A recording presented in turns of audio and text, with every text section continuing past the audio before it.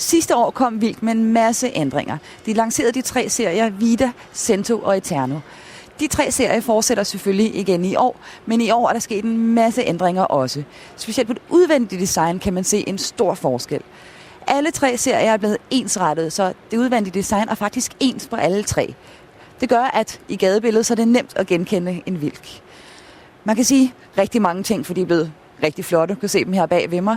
Men nogle ting, der kendetegner, er, at der er kommet en bred telskinne, og den sidder faktisk på begge sider af campingvognen, så der er mulighed for at sætte telt på begge sider, eller telt på den ene side, og eventuelt en markise på den anden side. Der er også fået en kromliste ned langs siden, og hvis du ser bag ved mig her, så er der kommet en helt ny gaskasse, og den er altså rigtig smart. Det skal jeg lige vise jer nu, skal du se.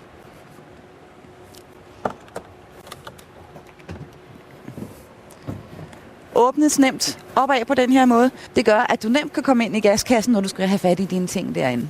Rigtig, rigtig praktisk detalje. Og den er jo nem at have med at gøre. Nu er det ikke kun forenden her med den rigtig praktiske gaskasse, der er blevet ændret. Bagenden har også fået nyt design. Læg lige mærke til de flotte, svungne linjer her. Og lygtekonsollen her, den er blevet rigtig, rigtig flot. Og ellers så kan man se, at det er de rigtig energibesparende LED-pærer, der er her over hele linjen, lige undtagen blinklyset. De er indfattet i krom, hvilket giver et rigtig flot, eksklusivt design. En ting, som jeg lige skal vise jer også, det er, hvis I ser her, både heroppe og hernede, så kan I se, at Wilk har fået nyt design på deres logo. Ikke en stor ændring, men lige en lille twist. Jeg står nu ude foran en meget populær model. Vida 490 UI. Det er en enkeltsengsvogn, men det skal vi kigge på lige om lidt. Først er der lige et par ekstra detaljer, jeg gerne vil vise jer udenfor. Jeg nævnte før en kromliste, her kan I se den. Og så er der døren her. Den er faktisk også helt ny.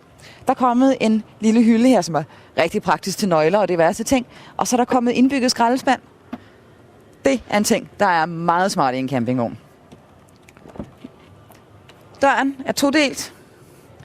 Meget kraftig lås og en meget kraftig dør. Og så er der kommet vindue i. Med et gardin her. Det giver altså rigtig god lysindfald, at der er et vindue i døren. En anden ny smart ting, det er det integrerede trin her med lys. Det, der er smart ved det er, skulle det være lidt mørkt, jamen, så kan man altså godt se trinet alligevel. Nu vil jeg gå indenfor, men lige inden jeg gør det, så skal jeg lige vise jer noget andet. Det her. En myggenetstør, der er lige til at trække for. Det er altså bare virkelig godt. En ting, man bemærker, når man kommer ind i den her campingvogn, det er, at der er en rigtig god ståhøjde. Faktisk er der hele 1,96 meter, og det er rigtig meget for en campingvogn. Sædegruppen her er flot afstemt med runde hjørner. Den er meget behagelig at sidde i. Der er ergonomiske hynder, og farverne er som sagt afstemt efter resten af campingvognen. Der er en ting, som jeg også bemærker, som er lidt sjov, sådan en lille nif-ting. Det er, at lamperne her bagved, de kan faktisk flyttes frem og tilbage, og så kan man placere dem lige præcis, hvor man vil have dem. Der er som sådan et skinnesystem, og det er rigtig, rigtig nemt. I nogle Vida-modeller er tv-holderen standard. Det kommer lidt an på grundridset. Men der er også en anden smart ting, jeg skal vise jer, det her oppe i skabet. Det er her bagved. Der er faktisk luftgennemstrømning hele vejen op. Det giver et rigtig godt indeklima, plus at det gør, at der ikke så nemt dannes kondens inde i skabene. Køkkenet i Vidaen har nogle rigtig, rigtig praktiske detaljer. En ting, som jeg synes er smart, det er, at de 3 gasplus er trukket helt tilbage på bordpladen. Et er, at det giver noget god arbejdsplads foran i den her rigtig dybe bordplade. En anden ting er, som jeg tænker på som mor, det er sikkerhedsmæssigt. For det kommer der et lille barn gående, som rager armen op på køkkenbordet og vil have fat i et eller andet. Jamen så er det altså lidt svært for dem at rage en gryde med varmt vand eller noget andet, som kan brænde dem på gulvet. Så det synes jeg er rigtig smart. Ved siden af er der en vask, og det er også godt at have, og der er selvfølgelig koldt og varmt vand. Der er masser af skabsplads. Selv i den her forholdsvis kompakte vogn på 490 er der stadigvæk godt med skabsplads. Og alle skaber og skuffer kan selvfølgelig låses under kørslen. I Vida-serien er der også super god sengekomfort. Madrasserne her er sådan nogle trykaflastende madrasser, som former sig efter kroppen, og det er altså standard. Samtidig så følger der sengetæpper med, så det ser pænt ud i dagtimerne. Her i sengeafdelingen er der også flytbare spots. En ting, som Wilk altid har haft som standard, det er den her hylde, I ser nedenunder her. Og den er under overskabende i hele campingvognen.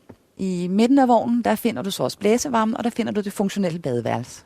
I alle Vida-modeller er det standard med den her lastelue her, eller hvad man skal kalde det, ind i kistemængden her lige inden for døren. Den er altså rigtig praktisk til at stue sko og alt muligt ting ind i. Som sagt, så er det udvendige design på alle Wilks blevet ensrettet. Prøv at se her, for eksempel den her liste her, den er altså smart med integreret bremselys. Rigtig, rigtig lækkert. Den vogn, vi skal ind og se nu, det er en Cento 500 DM. I Cento er vi gået en klasse op i forhold til Vida, men der er selvfølgelig nogle ting, som går igen fra den ene serie til den anden. Og en af tingene, det er igen døren her, med en hylde her, og skraldespanden og vinduet med gardinet. Den kraftige lås, og den er todelt. Det er en ting, der går igen i alle vognene. Men nu skal vi altså ind og kigge på den her. Og det her er en 500 DM, så det er en familievogn, vi skal kigge på nu. Den her Cento er jo helt anderledes at kigge på indeni. Det er dejligt at se, at man kan lave nogle serier, som er så forskellige, som de serier her, vi kigger på. Her er der lidt mørkere låger. Det er indfattede låger. Det er som sagt, vi er gået en klasse op, så kvaliteten er en anelse bedre. Der er igen de flytbare læspots, som vi også så i Vidaen. I denne vogn er det indirekte lys en del af standardudstyret. Så det vil sige, at det indirekte lys, du ser heroppe omkring taglugen og heroppe over skabene, det kommer simpelthen med fra starten af. En anden ting, der er standard, det er faktisk formskårne gulvtæpper. De ser lidt anderledes ud, end vi er vant til, men de er faktisk rigtig flotte, synes jeg, og passer godt ind i de farver, der er valgt til den her vogn.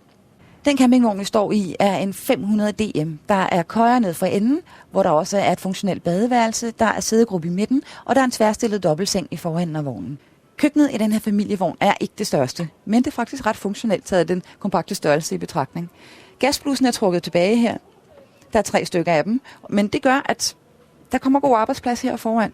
Så selvom bordpladsen ikke er det største, jamen så kan man altså stadigvæk arbejde, selvom man har nogle ting sat over gasblusene. Selvfølgelig er der vask, og der er koldt og varmt vand. Lyset i den her campingvogn er rigtig, rigtig godt.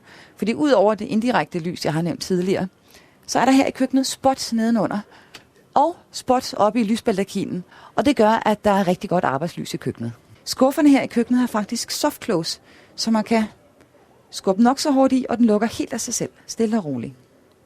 I køkkenet er der masser af skabe og skuffer, og så køleskabet er placeret her ved siden af, og der er en lidt smart ting herinde, fordi der er faktisk stik inde i bunden af det her skab, så det vil sige, at der er mulighed for at sætte sin mikroovn der også.